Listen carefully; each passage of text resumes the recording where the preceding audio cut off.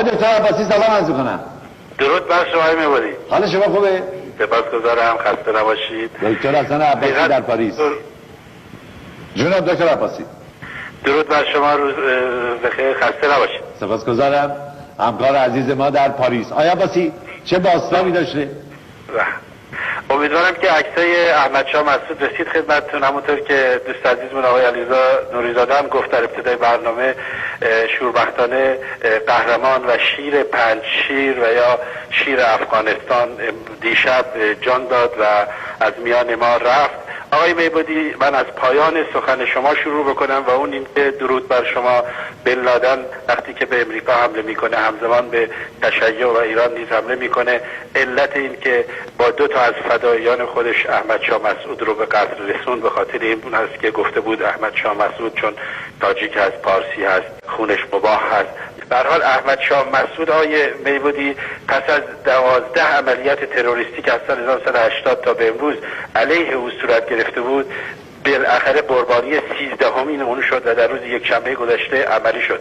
طی اطلاعاتی که من از دوستان عزیز افغانی خودم دارم، خانواده احمد شاه مسعود و دوستان نزدیک به اون، بیش از این که برنامه امریکا رو بن لادن عملی بکنه، تصمیم میگیره که سد بزرگی رو که احمد شاه مسعود هست از میان برداره و به همین خاطر دو تا از فداییان خودش رو، چون میدونید من به اطلاع شما برسونم، شما اشاره درستی داشتید، فداییانی رو بن لادن تربیت کرده که اینها فدایی هستند و از تمامی 44 کشور اسلامی در پاکستان و افغانستان طی این سالها جمع شدن. این دو نفری که احمد شاه مسعود رو به قتل رسوندن، دو نفر مراکشی یکی و دیگری اهل الجزایر بودند که هر دوتا اینها پاسپورت های بلژیکی داشتن. پاسپورت های بلژیکیشون، یکیشون سال 1994 و دیگری سال 96 از سفارت از بروکسل، از سفارت بلژیک در هلند دریافت کرده بودند.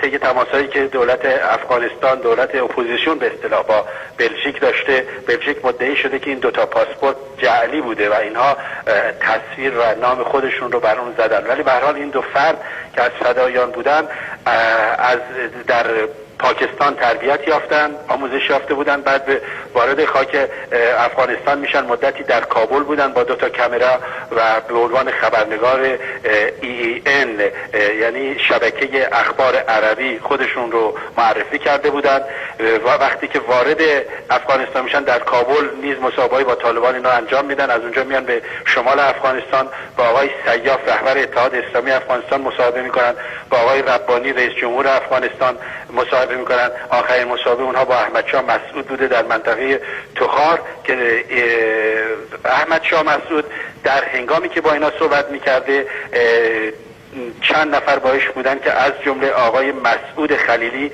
فرزند استاد خلیلی شاعر بزرگ افغانستان که ایشون الان سفیر دولت افغانستان، سفیر احمد شاه مسعود و ربانی در هند هستن، ایشون حضور داشته. یه جوان دیگه که من افتخار اینو داشتم 10-20 روز پیش در پاریس ببینمش، به نام فهیم، از افغانستان اومده بود، برگشت به افغانستان، اون هم در اون اتاق حضور داشته و دو نفر دیگه از محافظین که اینا همه زخمی شدن و احمد شاه مسعود خودش شک میکنه به یکی از این کامرامن‌ها و میگه شما چرا اینقدر با دوربینت بازی میکنی، اینطور که دوستانی که زنده موندن میگن. و به هر حال منفجر میشه و احمد شاه مسعود، یعنی مواد انفجاری توی دوربین کار گذاشته بودن؟ بله، توی دوربین کار گذاشته بودن و خود اون یکی از آقای میبودی، اینو باید بدونیم، دوست عزیزی که از ایران تلفن کرد، من بهش درود میفرستم، در رابطه با فداییان صحبت کرد و حسن صباح، این رو واقعا خطر بزرگی الان داره بشریت رو تهدید